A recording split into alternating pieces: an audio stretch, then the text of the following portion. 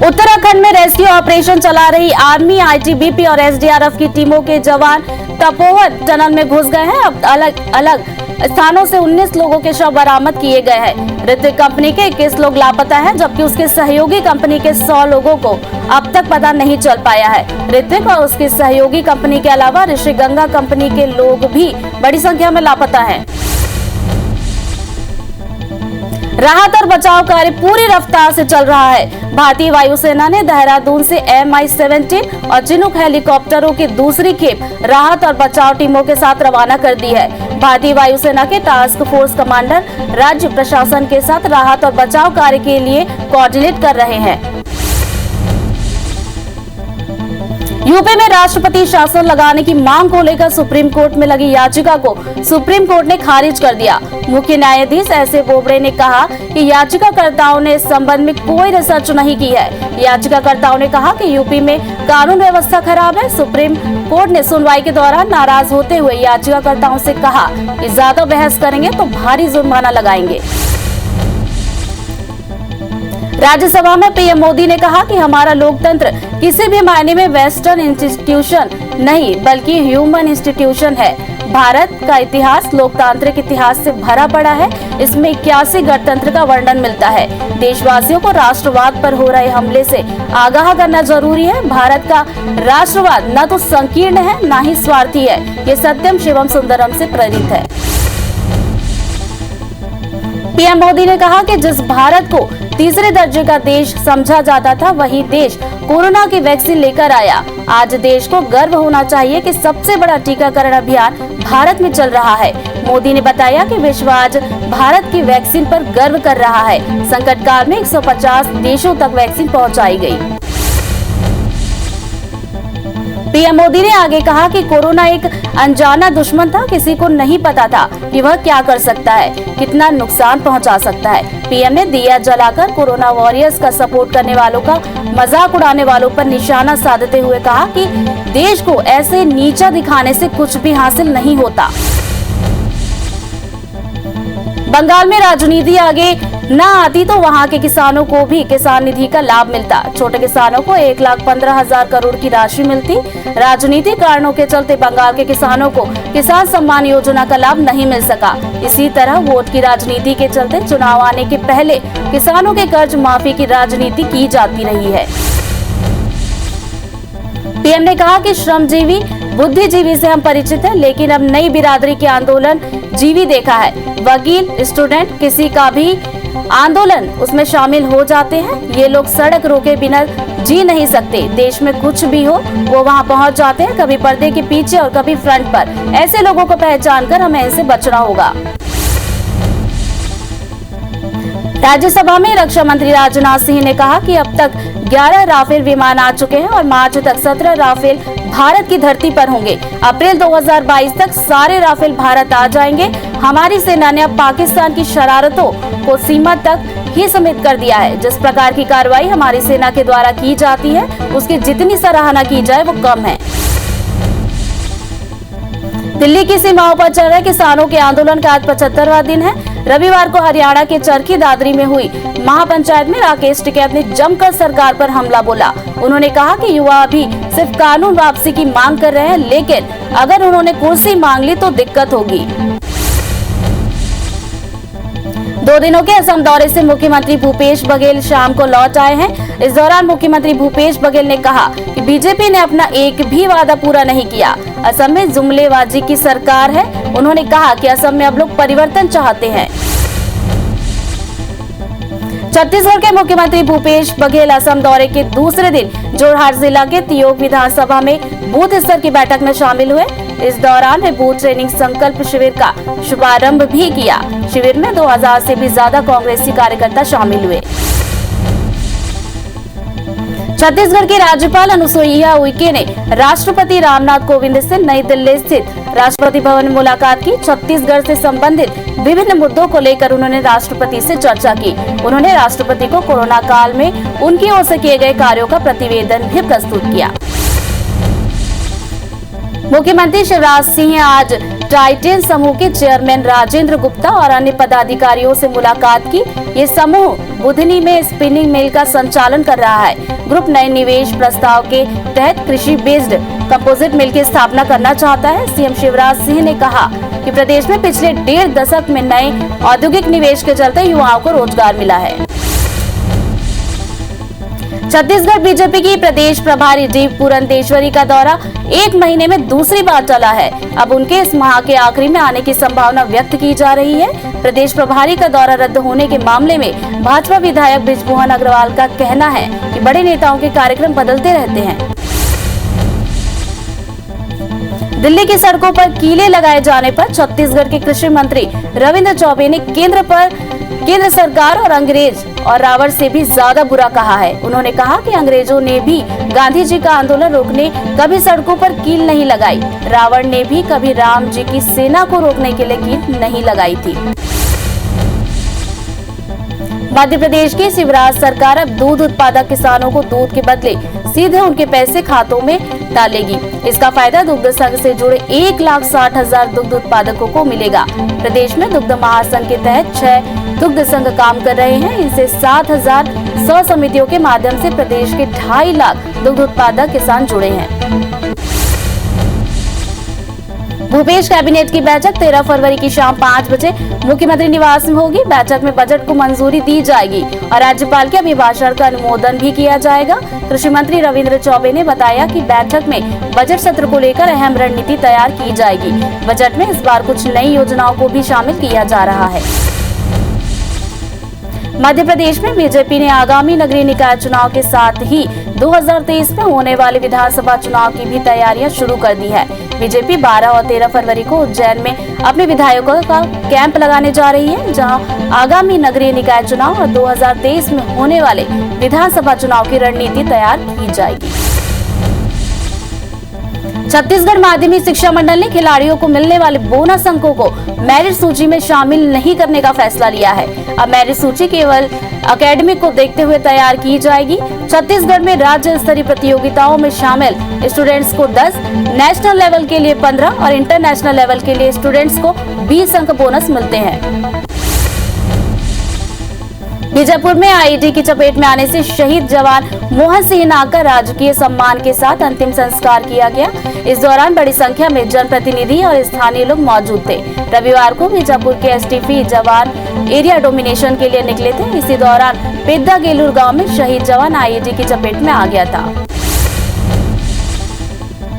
MP के BJP अनुसूचित जाति मोर्चा के प्रदेश अध्यक्ष कैलाश जाटव पहली बार ग्वालियर पहुंचे, जहां उन्होंने अनुसूचित जाति के कार्यकर्ताओं के साथ बैठक ली। इस दौरान उन्होंने नगरीय निकाय चुनाव और महापौर को लेकर बड़ा बयान दिया। कैलाश जाटव ने दावा किया है कि हर वार्ड का पार्षद और नगर निगम महापौर बीजेपी से ही बनेगा। केशगढ़ ब्लॉक कांग्रेस ने 1 दिवसीय किसान महासम्मेलन और प्रेस कॉन्फ्रेंस का आयोजन रखा है, जिसमें कार्यक्रम के प्रभारी विजय लांगड़े और ब्लॉक कांग्रेस अध्यक्ष राजेश नेताम के नेतृत्व में कई कांग्रेसी शामिल हुए, जिन्होंने केंद्र सरकार के प्रति नाराजगी जाहिर करते हुए विरोध प्रदर्शन किया। पेंड्रा में कांग्रेस कमेटी के द्वारा मरवाही विधायक की मौजूदगी में प्रदर्शन और चक्का जाम किया गया। इस दौरान मरवाही विधायक ने केंद्र सरकार के तीनों कृषि कानूनों को किसान विरोधी बताया। साथ ही कहा कि जब तक केंद्र सरकार कृषि कानूनों को वापस नहीं लेती, तब तक ऐसे विरोध प्रदर्शन जारी रहेंगे। कांकेर बाईपास के अधूरे निर्माण और उड़ने वाली धूल से परेशान होकर ग्रामीणों ने चक्का जाम किया। इस दौरान बाईपास पर ट्रकों की लंबी कतारें लग गई। सूचना मिलते ही प्रशासन और पुलिस की टीम मौके पर पहुंची और ग्रामीणों को समझाइश देकर जाम खत्म करवाया। बता दें कि 2 दिन पहले ही नंदनमारा के ग्रामीणों ने इसी समस्या को लेकर चक्का जाम पहले भी किया था। पेट्रोल, डीजल और रसोई गैस की महंगाई के खिलाफ जबलपुर में कांग्रेस ने अलग ही अंदाज में विरोध किया। कांग्रेसियों ने बैलगाड़ी पर बाइक और गैस सिलेंडर रखकर विरोध प्रदर्शन किया। साथ ही मध्य प्रदेश सरकार से पेट्रोल, डीजल और रसोई गैस सिलेंडर्स पर लगाए जाने वाले वैट की राशि घटाने की भी मांग की। राजनांदगांव के बुंदेली के व्यावसायिक परिसर निर्माण में गड़बड़ी के मामले को लेकर ग्रामीण भारी संख्या में कलेक्टर पहुंचे, जहां उन्होंने सरपंच सचिव को बर्खास्त करने की मांग को लेकर कलेक्टर को ज्ञापन सौंपा। ग्रामीणों का आरोप है कि सरपंच सचिव ने व्यक्तिगत लाभ के लिए इस कॉम्प्लेक्स का निर्माण करवाया है। जांजगीर चांपा के ब्लॉक मुख्यालय नवागढ़ में कांग्रेस ने केंद्र सरकार के कृषि कानूनों के विरोध में धरना दिया। इस दौरान कांग्रेस के जिला प्रभारी सहित कई कांग्रेस नेता मौजूद थे। इस दौरान कांग्रेसियों ने केंद्र सरकार पर कई आरोप भी लगाए। कांग्रेस नेताओं ने कहा कि केंद्र सरकार हठधर्मिता पर उतर आई है। धान खरीदी समाप्त होने के बाद अब धान के उठाव को लेकर समिति प्रबंधकों ने आंदोलन की राह अपना ली है। बता दें कि समिति प्रबंधकों ने 1 दिवसीय धरना प्रदर्शन कर अपनी विभिन्न मांगों को रखा है। इस धरना प्रदर्शन में राजनांदगांव जिले के 139 धान खरीदी केंद्रों के समिति प्रबंधक शामिल रहे। कवर्धा के धान खरीदी केंद्रों के कर्मचारियों ने अपनी 2 सूत्रीय मांगों को लेकर प्रदर्शन किया। साथ ही कलेक्टर कार्यालय पहुंचकर उन्हें ज्ञापन भी सौंपा। कर्मचारियों का कहना है कि खरीदी केंद्रों में धान उठाव नहीं होने से उन्हें ही धान की देखरेख करनी पड़ रही है। साथ ही धान सूखने लगे हैं, इसलिए धान का उठाव जल्द किया जाए। किसान आंदोलन के समर्थन में बिना अनुमति के चक्का जाम करने वाले किसान संगठनों के खिलाफ श्योपुर के 4 थानों के पुलिस ने FIR दर्ज की है। ये कार्रवाई किसान स्वराज संगठन के जिला अध्यक्ष, किसान नेता सहित 28 नामजद और 140 अज्ञात लोगों के खिलाफ की गई है। लेकिन इसमें कांग्रेस विधायक सहित बड़े नेताओं के नाम नहीं है, जबकि आंदोलन में वे भी मौजूद थे। मंदसौर के नाहरगढ़ में पानी की किल्लत से परेशान ग्रामीण महिलाओं ने ग्राम पंचायत का घेराव किया। इसके बाद थाली और ताली बजाकर जमकर विरोध प्रदर्शन किया। महिलाओं का कहना है कि गांव में दीपावली के दिन नल द्वारा पेयजल वितरण किया गया था, तब से लेकर अब तक गांव में पानी नहीं पहुंचा है, जिसके चलते उन्हें दूर दूर से पानी लाना पड़ रहा है। कबीरधाम में ठेका श्रमिकों ने अपनी 4 सूत्रीय मांगों को लेकर बिसेसर गांव के शक्कर कारखाना में प्रदर्शन करते हुए महाप्रबंधक के नाम ज्ञापन सौंपा। यही नहीं, मांगों पर विचार करने के लिए 10 दिन का अल्टीमेटम भी दिया है। मांगे पूरी नहीं होने पर 10 दिन बाद फिर से प्रदर्शन करने की बात भी कही है। बलरामपुर में सभी ग्राम पंचायतों के सरपंच ने गांव में ठेकेदारी प्रथा बंद करने की मांग को लेकर कलेक्टर के सामने धरना दिया। दरअसल सरपंच कलेक्टर से मिलने पहुंचे थे, लेकिन कलेक्टर से उनकी मुलाकात नहीं हो पाई। इसके बाद सरपंचों ने कलेक्ट्रेट के सामने ही धरना दे दिया, जो देर रात तक चला। कलेक्टर के आने के बाद ही धरना खत्म किया गया। राजनांदगांव के दिग्विजय कॉलेज के पास स्कूल कॉलेज खोलने की मांग को लेकर छात्र छात्राओं ने हस्ताक्षर अभियान चलाया। साथ ही शासन से जल्द स्कूल कॉलेज खोलने की अपील भी की। बता दें कि कोरोना की वजह से लगभग 11 माह से बंद स्कूल कॉलेजों को खोलने के लिए छात्र संगठनों के द्वारा लगातार आंदोलन किया जा रहा है। रविशंकर शुक्ल विश्वविद्यालय में लगभग 1 साल बाद ऑफलाइन परीक्षाएं होने जा रही हैं। कोविड से प्रभावित और अपने रिजल्ट से नाखुश छात्र 27 फरवरी से विशेष परीक्षा में शामिल होंगे। इस परीक्षा के लिए विश्वविद्यालय भी तैयारियों में जुट गया है। परीक्षा के दिन सभी विद्यार्थियों को समय से 1.5 घंटे पहले पहुंचना होगा, ताकि थर्मल स्क्रीनिंग की जा सके।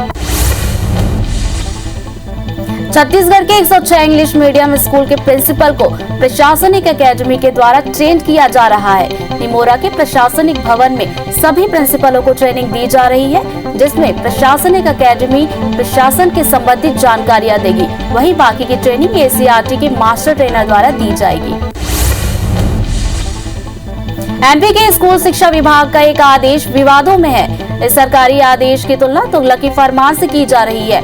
दरअसल शिक्षा मंडल ने 10वीं 12वीं परीक्षा का फॉर्म भरने की लेट फीस 10,000 रुपए तक बढ़ा दी है। छात्र छात्राओं से लेट फीस के नाम पर 10,000 लेने का विरोध हो रहा है। इधर शिक्षा विभाग के आला अधिकारी इसे शासन का फैसला बता रहे हैं।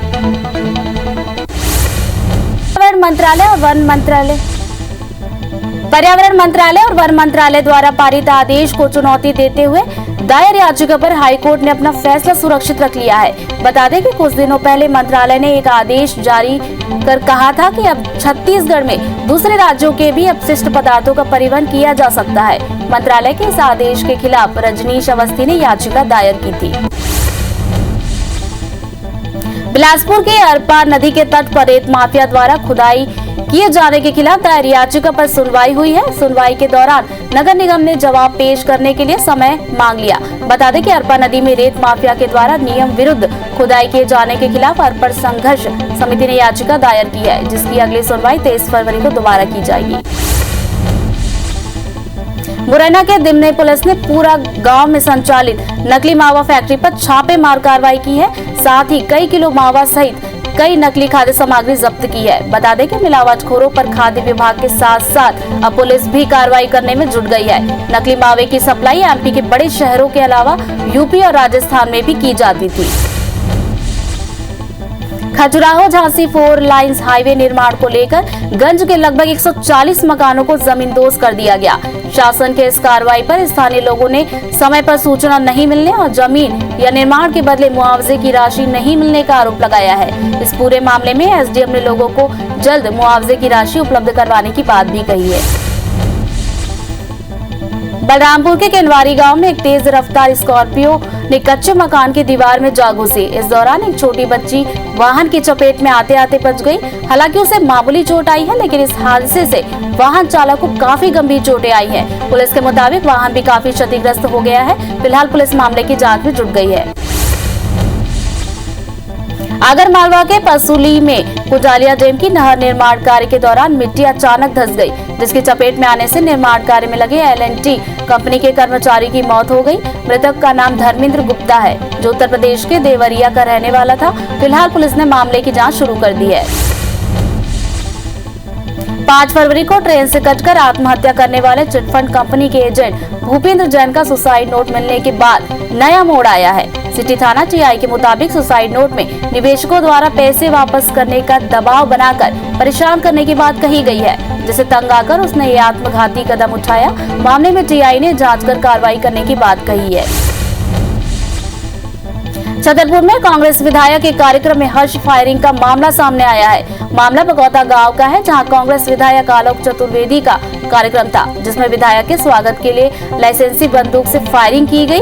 बंदूकधारी द्वारा ये फायरिंग पंडाल के पीछे से की गई। बता दें कि प्रशासन ने हर्ष फायरिंग पर प्रतिबंध लगाया है।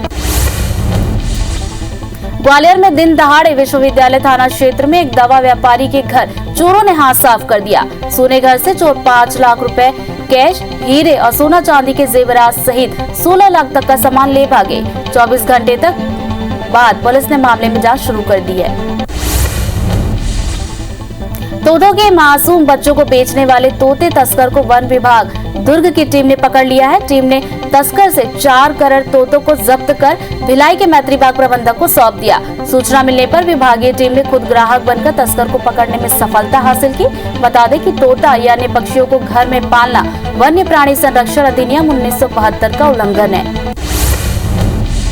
इंदौर की शिप्रा पुलिस ने 3 फर्जी पुलिस कर्मियों को गिरफ्तार किया है। तीनों आरोपी मंगलिया इलाके में बने वन विभाग के नाके पर पुलिस वर्दी पहनकर अवैध वसूली कर रहे थे। पुलिस को आशंका है कि इस पूरे मामले में वन विभाग के कर्मचारियों की भी मिलीभगत हो सकती है, क्योंकि ये वन विभाग का टोल नाका है, जहां वन विभाग के कर्मचारियों की तैनाती रहती है।